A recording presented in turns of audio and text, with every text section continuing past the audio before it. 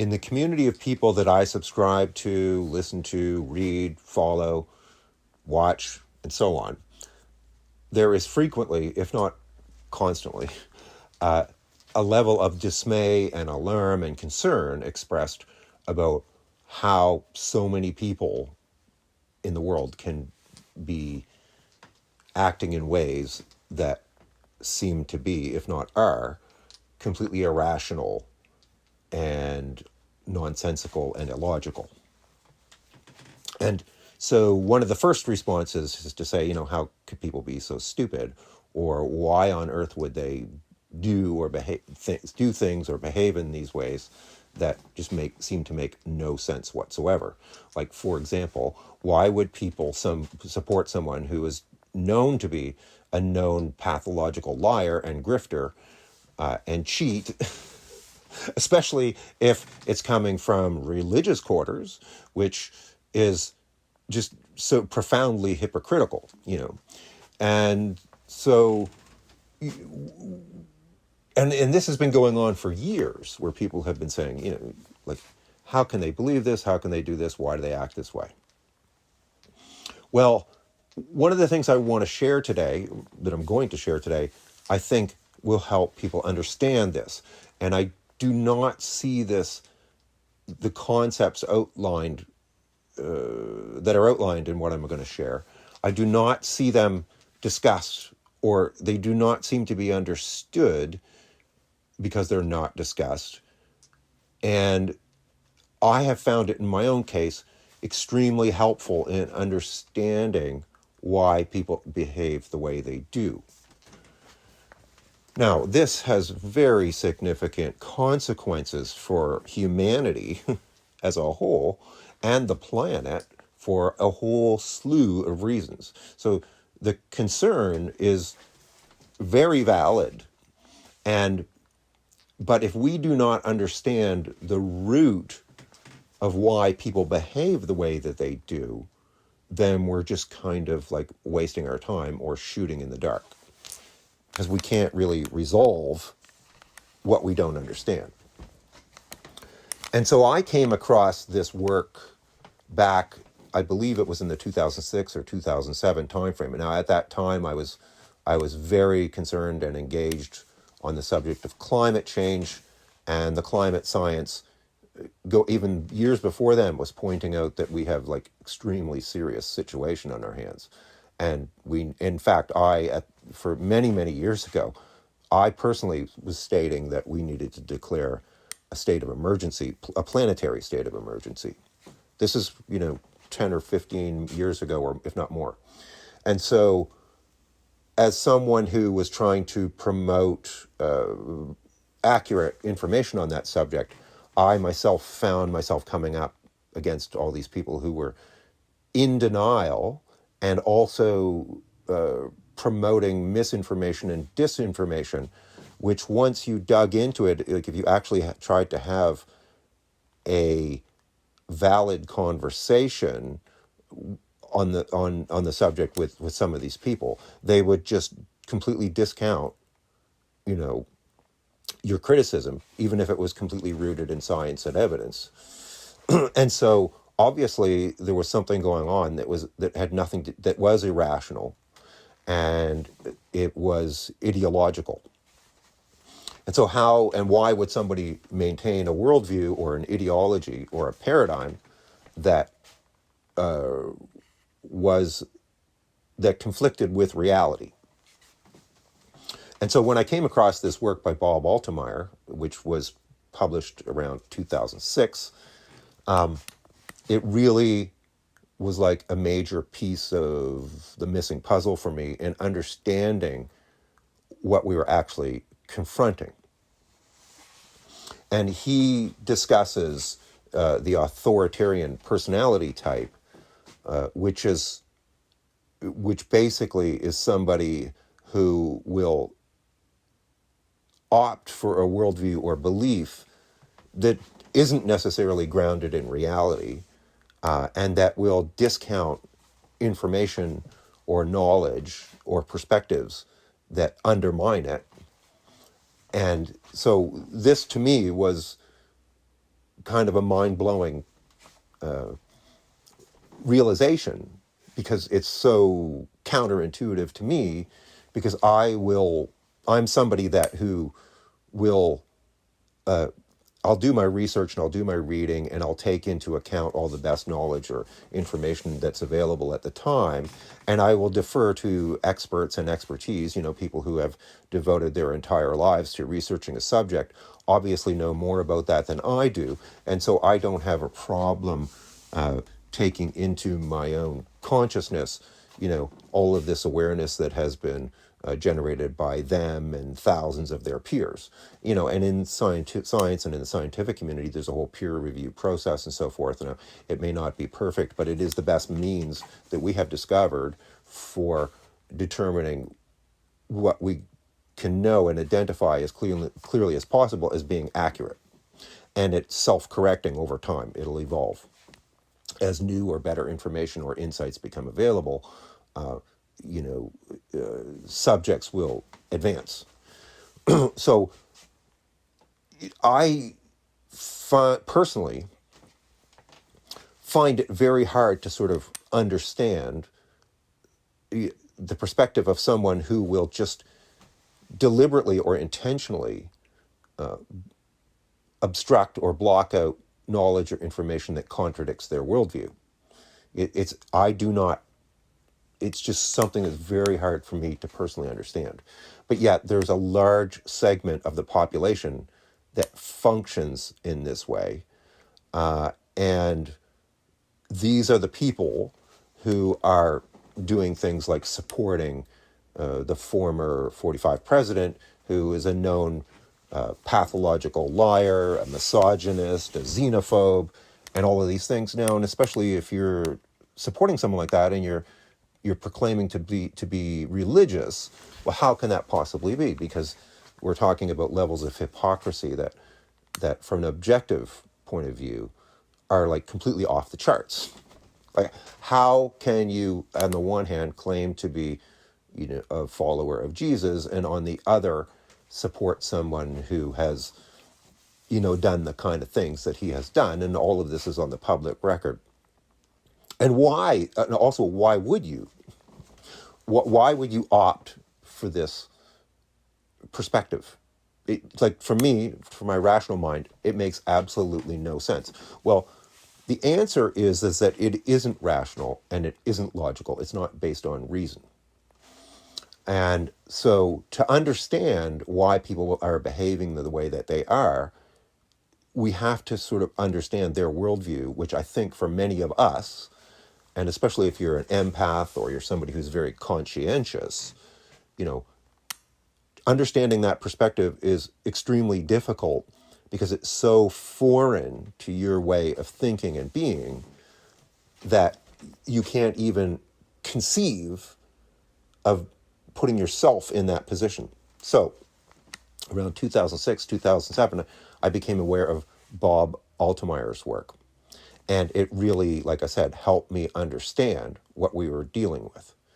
Now, I'm going to share a bit more information about that, and I'm going to provide a link to a free document that he published in that time frame. And he started studying the authoritarian personality type in 1966. And so he basically spent his entire life and career on this subject, which, like I said, will explain why people are behaving the way that they are. Now, okay, that's extremely helpful because now at least we understand how these people perceive reality and how different it is from our own perception of reality.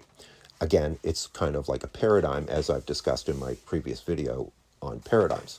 So we actually do have completely different ways of perceiving the world. So this is helpful to understand, and he gets into all of the psychology of that and the character traits of these people and how they behave and why they do. And I would highly recommend to anybody who's concerned about what's happening in the world to, how people can so easily subscribe to disinformation and misinformation, if not just outright fabrications and so on. there's a psychology behind that. So that's really important and very helpful. The second thing is that it's a bit more concerning is that there doesn't seem to be a lot of solutions to this problem.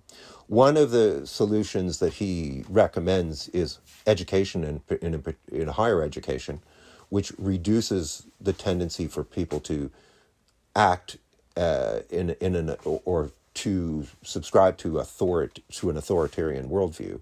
And just to be clear, when you use the term authoritarian, most people think of a world leader or a political leader who's an authoritarian, but it's actually the people who support them that are of greater concern, because you can't have a leader without supporters. And so the people who support people that are authoritarian in nature are authoritarians. They have authoritarian personalities themselves. They will defer. They are willing to defer to somebody who represents or their worldview, and they can be extremely submissive to that person under the right circumstances. It's kind of like there's some contradictory. Well, there's lots of contradictions, but there's some kind of contradictory aspects to this. So aside from these people being exposed to, because they tend to move in very sort of insular circles, one of the solutions is education, and which gets them out of sort of their bubble and exposes them to a greater world. It lessens their tendency to act in authoritarian ways. Now, these, or what Altemeyer refers to them as right-wing authoritarians, because for practical intents and purposes, there are very few sort of left-wing authoritarian people out there these days, because it's just not a readily or commonly available phenomenon. You don't see a lot of people out, promoting communism, for example. And so, the issue that's facing us today is the right-wing authoritarian. And people who, for example, are or involved in fundamentalist religions tend to score highly on the right-wing authoritarian tests or scale. And there's ways of measuring this personality type. So again, I'll provide the links and document to this document, which is publicly available. Now, Altemeyer has gone on and written more about this, and he published a book with John W. Dean, who was the White House counsel for Nixon, and has been very vocal about, this movement to the right in politics.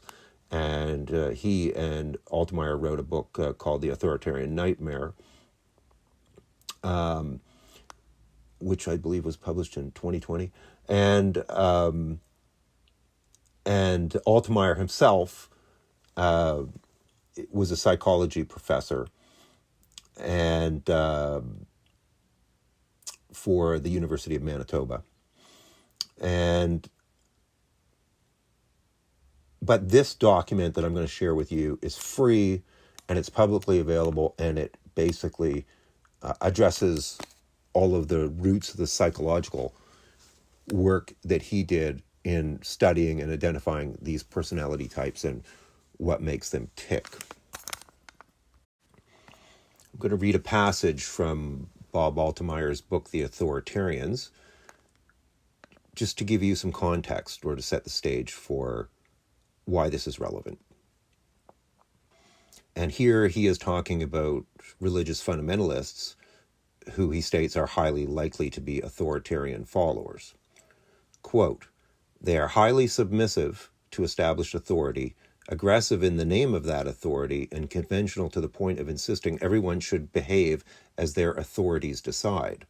They are fearful and self-righteous and have a lot of hostility in them that they readily direct towards various outgroups. They are easily incited, easily led, rather uninclined to think for themselves, largely impervious to facts and reason, and rely instead on social support to maintain their beliefs. They bring strong loyalty to their in-groups, have thick-walled, highly compartmentalized minds, use a lot of double standards in their judgments, are surprisingly unprincipled at times, and are often hypocrites. But they are also Teflon-coated when it comes to guilt. They are blind to themselves, ethnocentric, and prejudiced, and as close-minded as they are narrow-minded. They can be woefully uninformed about things they oppose, but they prefer ignorance and want to make others become as ignorant as they are. They are also surprisingly uninformed about the things they say they believe in, and deep, deep, deep down inside, many of them have secret doubts about their core beliefs. End quote. That's from page 139, 140 of the Authoritarians. Now, I should also point out that authoritarian leaders are classified as social dominators, and they tend to be quite different from the typical right-wing authoritarian follower, because the social dominator, their agenda is just to gain power and control, and they are amoral. They don't really have necessarily an ideology other than being dominant. But they will attract and utilize the support of right-wing authoritarian followers to get into positions of power. And now we've seen in history how this has led to extremely bad situations, like if we think of what happened in Germany, which led to the Second World War. That was a situation where you have these blind followers who will set aside all their morality to be submissive to a strong social dominator leader. Also, some other characteristics that may not have been mentioned about the right-wing authoritarian follower is that they are more inclined to inflict punishment on those who they perceive as outsiders. And this can actually go to extremes under circumstances, which Altemeyer discusses and describes. They have basically a fear-based reality. They withhold a lot of hostility to others that contradict their or that challenge their worldview. They can be very self-righteous. They are typically very prejudiced against other racial groups and minorities. They are able to hold high levels of contradictory beliefs and logical inconsistencies. They are quite comfortable with and frequently have double standards, and they can be extremely dogmatic. And I think that's the main stuff that I need to convey. The document is 261 pages long, the Authoritarians. So it's a bit of a read.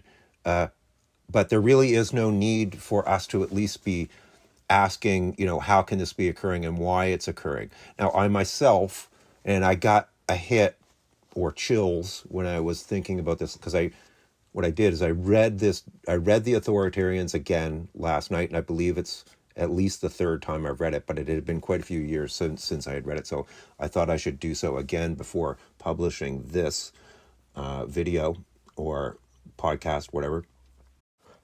So I got a hit or chills when I was thinking about this, and this is kind of somewhat alarming, but because I'm actually getting chills right now,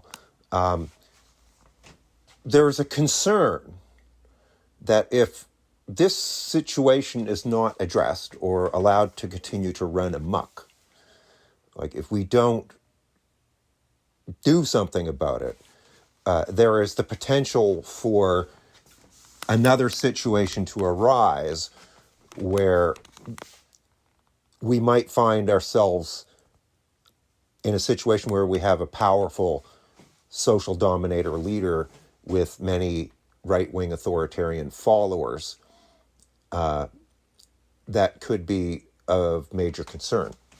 Now, as somebody, like I said, who has spent many years studying and following the climate change situation, I've literally read thousands of documents and reports on the subject, and I have engaged and communicated in some cases directly with some of the most prominent figures on the scientific side of that issue, that some of the most prominent people on the planet, and had, in some cases, some personal conversations that were quite alarming with some of them, because these scientists are very cautious about how they express themselves, because they do not want to be, in the scientific community, you have to express yourself very clearly and carefully. And so you can rest assured that if, they are using words like catastrophe or alarm publicly, they mean it probably more seriously than most people realize. So one of the things that concerns me is that as the impacts of this start to bite, and if the planet was left to its own devices, it would literally take many thousands of years for it to correct back to where it was before the dawn of industrial civilization. Many thousands of years. And just planting trees is not going to solve this problem. It requires collective action. But back to my point. My point is that there's going to be many, many destabilizing influences as a result of these massive climatic changes that are occurring. And I am extremely doubtful that the current economic situation or status that we are familiar with can possibly persist in the face of so many challenges that will be occurring simultaneously. I just can't logically see how that's possible. So, everything from the food supply to extreme weather events to entire industries disappearing for various reasons, to climatic migration, and extremes of temperature and so forth. It's going to be profoundly destabilizing for humanity for decades to come. And I think that one of the reasons that there's so much that the light workers, shall we say, are being activated to the extent that they are, is because we are at a crossroads, and things could go either way. Now, a lot of people in the spiritual community are saying that, well, the awakening is already occurring, and I'm absolutely 110% supportive of that, of course. And yet, pragmatically, I still, based on, my logical side and my research and years of reading, I cannot see how we, take the billions of people on the planet from here into the future. There's a lot of inertia in the climate system that goes on for decades, at least, if not centuries. How do we navigate that and maintain stability?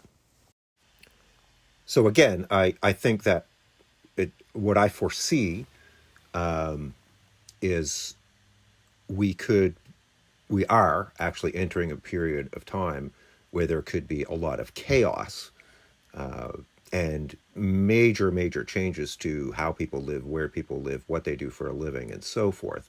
And from within this highly unstable period of time, there is a risk that we go the other way, where we end up with somebody who capitalizes on all of this fear and uncertainty and chaos, who is a social dominator of the wrong kind.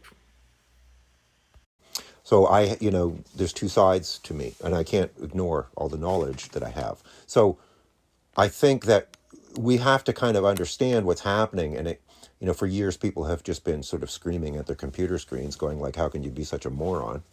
Why are people acting this way?" Right? We have to understand this situation more deeply, because knowledge is power, and it's not just enough to sit here and constantly say people are acting irrationally. If even looking at what's happening with the global health crisis that we're going through right now, where there's wave after wave after wave, and people just seem to be not to many leaders seem to be just ignoring the reality of it and sort of engaging in wishful thinking, hoping that things are going to go away, and then we get lockdown after lockdown and so on, and it goes on and on. And because many people are not adhering to or abiding by the best practices for how to mitigate this and minimize its impact, this is a huge problem that is affecting everyone. So even the people who are acting responsibly are suffering at the hands of those who are not. And those who are not are causing, ICUs to get clogged and so forth. And there's many, many cases of that. That's just an example of how, and there tends to be, there's correlations with groups of people in the way they behave. So I'm starting to ramble, but again, I would really encourage people who take what's happening in the world seriously, to read this document, take some time. It will help you understand why people are acting the way they are. And it also offers a lot of warnings. Now, he wrote this in 2006, and at the time he was reflecting on the Bush presidency, and what was happening with the Iraq war and all that stuff. And at that time, he was outraged by a lot of what was happening. But things are like exponentially worse now than they were then. So, that has to be taken into account, that in the 2000s, early 2000s, what was happening was outrageous at that time. And yet it pales by comparison to what we've witnessed in particular during the presidency of 45. So it's kind of a warning that we should probably take seriously from somebody who has devoted their entire life to studying this subject. Again, I apologize. This is, more or less off the cuff, and I am quite pressed for time. I'm really hoping that someday, in the not too distant future, I will find myself in a situation where I can produce much higher quality podcasts.